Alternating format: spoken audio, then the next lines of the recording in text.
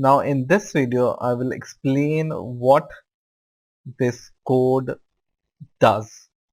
So line by line I will explain what is the meaning of each and every line of this code, so you will be able to understand what is what and why it is important to write this lines of code.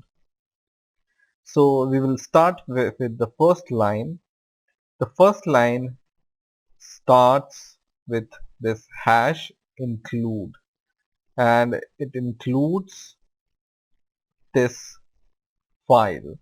So this hash include in C++ is called a preprocessor directive, and what it does is it includes the predefined header file. So think this as a file which is already present in C++, and this file is included by writing hash include. And whenever you write or whenever you want to include some file, you include it in these greater than and less than sign like this. Okay, so the first line means include a preprocessor directive. So this is a preprocessor directive, and this preprocessor directive include this file which is already present in your C++ program. So this is by default. Okay, and when you include this, this will include the header file, and what this header file will contain, this header file will contain some function which will be useful for us to develop our code. Okay, now we come to the next line. So this line using namespace standard says C++ that we are going to use the standard library to do our work. For example, this C out here belongs to the standard library. Okay, so what these two line means is, first line is to include the file. Okay, and this line says there is somewhere std class or std namespace in this file, and so include this namespace std from this file. Okay, and we are going to use some function from this namespace which are present in this file to perform our code. Okay, now in the next line this int main function is declared. So every C++ program has one and only one main function, and this main function tells C++ that from here you need to start your program. Okay, so the main is the main entry point of the C++ program to execute. And if you see here, there is int written before this main function. So this int shows what kind of return it is expecting, right? So int main is a function, and every function start with this curly bracket and end with this closing curly bracket. Okay, so whenever you write a function, start with this curly bracket and close with this curly bracket. So C++ knows that this is a function, and C++ always start with a main function, right? And what this int mean, that it's expecting an integer to return. So you can see here we are returning 0, which is an integer, when our program is successfully compiled and run. Okay, so 0, it is a default value for success. So whenever you write 0 and your program reaches here, that means C++ knows that the execution of your program is successful, right? That's why we are returning 0. And for now, just take it as a convention that you need to return 0 at the very end of your main function. And because we are returning an integer here, this will be integer, right? And now we come to this line. So what this line does is, this line prints a string which is written after this greater than sign. Okay, so cout is present, or cout is a function or an object in this iostream file, and what is the function of the cout is to output whatever is written after this greater than sign. Okay, so this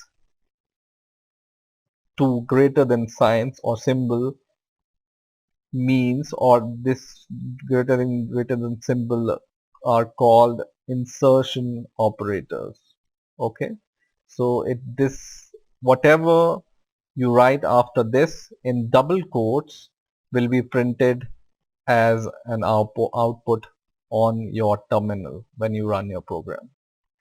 And once again you have this insertion operator, and then you have this ENDL. This ENDL means end line.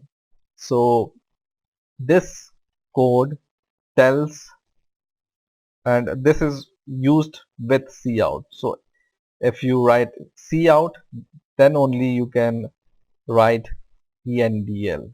Okay, so this line will, or this code will tell your cout function that you need to change the line after you see this ENDL. Okay, so once again I will compile my code. I will go to build and I will click build, and my program is built successfully, right?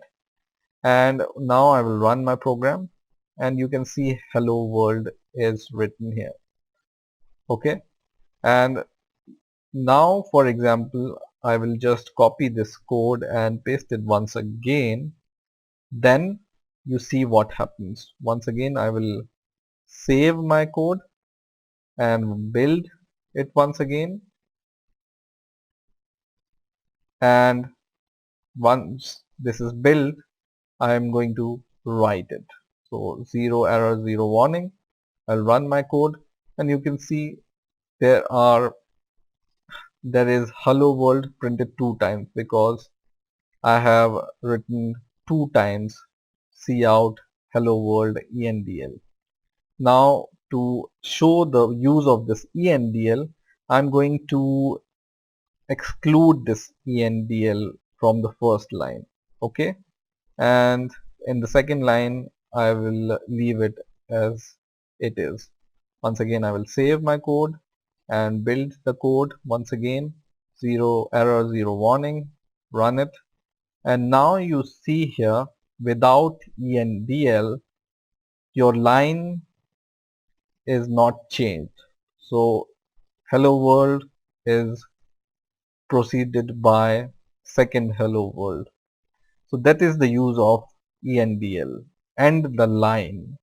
Okay, so that whatever you want to print in the next line you can write ENDL, and then it will print to the next line.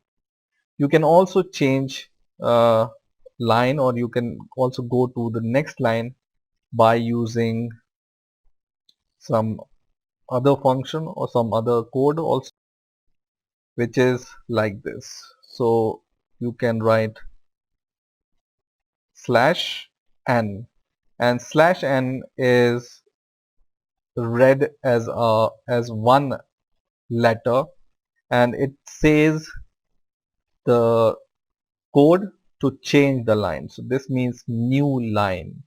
Okay, and this will also work in the same manner as this ENDL works. So I will once again save it, and I will build my program once again. And first of all, I will close this running program, save, build, and when the build successful, run it. And you can see this /n is also performing the same task as ENDL. Okay, and now this program is running. I want to show you some more basic things when you start your programming. One most important thing is the comments. So whenever you write your program, and generally when you write your program, you should write some comments so that other user can understand your program. So for example, at the top of this line include, which is a preprocessor, I will give two slashes which will tell our code that do not perform whatever I write from after these two backslashes. So whatever I write, I can write program to show hello world, and this line will not be executed by the code because this two slashes tells C++ not to perform this line. Okay, so comment this line after two slashes is called comment, and this comments you can use to explain your code to the other user, whoever is reading your code. This makes your code readable. Okay, so this is one way to write comment. The other way is to write comment is you can just write this star. First of all, start with this slash star, and then once again the star, and then once again this slash. Okay, so whatever you write in between this slash star star slash is also be taken as not to execute. Okay,